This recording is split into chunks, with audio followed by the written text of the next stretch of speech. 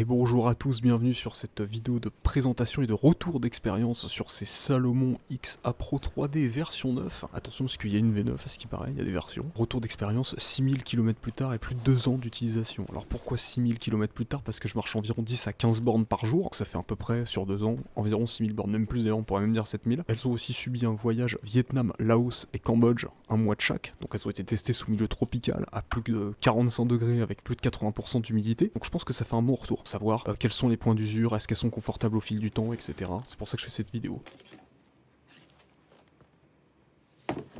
Donc voici les anciens modèles, et donc on va voir ensemble les différents points d'usure. Donc ça s'use aussi principalement sur le dessus, ici là présenté, là où justement le pied se plie, et ça fait des trous.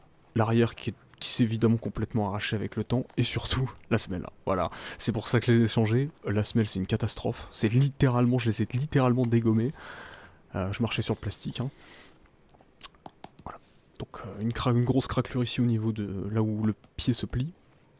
Et surtout, on va pouvoir voir que je m'appuyais énormément sur mon pied gauche.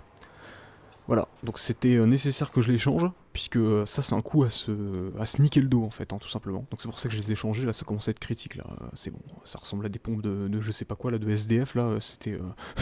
Enfin, au bout d'un moment, quand je vois la gueule de la vidéo, je me dis putain la vache, j'ai bien fait de les changer, parce que pour info, je fais l'enregistrement de ces lignes bien avant, bien après, pardon, 2 mois plus tard que j'ai filmé ça, quoi, donc ça me fait marrer de revoir les têtes, mais bon, putain, c'était vraiment une catastrophe, quoi. Comparaison 6000 km plus tard par rapport à état totalement neuf. À savoir que ces chaussures sont assez souples, donc sont très confortables à porter au quotidien, et la taille 44 fait vraiment du 44, il n'y a pas de mauvaise surprise ou quoi que ce soit. Donc l'externe globalement est pas touché. Hein.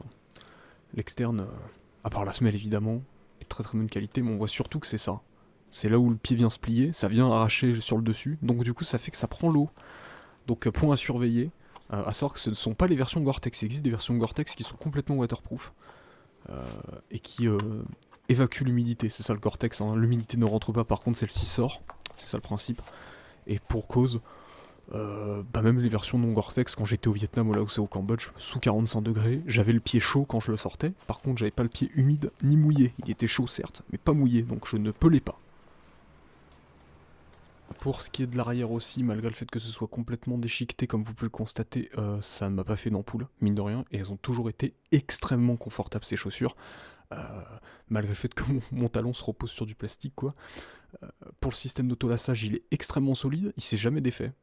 C'est-à-dire ce que vous voyez à l'écran, là, le système d'autolassage et tout ne s'est jamais défait, j'ai jamais eu de problème de tiens, l'autolassage se défait tout seul et puis hop, je perds ma chaussure ou je sais pas quoi, ça n'est jamais arrivé. Extrêmement solide, aucun point à lâcher du système de lassage. Là-dessus, je dois dire bravo, parce que quand même, mettre 6 à 7000 bornes dans des chaussures, c'est pas rien, quoi. Donc, je suis assez impressionné de la qualité, c'est pour ça que je les ai rachetés d'ailleurs. Pour info, je les ai achetés sur le site Alltricks, donc qui est un site français qui fait tout ce qui est vélo, running, outdoor, etc. Et je les ai payés environ 90 €. Elles étaient en promo, elles valent 120 € neuf. Donc allez checker sur différents sites. Donc si votre objectif c'est d'utiliser ces chaussures de manière, on va dire, occasionnelle pour faire des petites randonnées, etc., mais foncez, elles vont vous durer des années. Moi je les utilise tous les jours, je vais au taf avec, donc je marche sur du béton avec.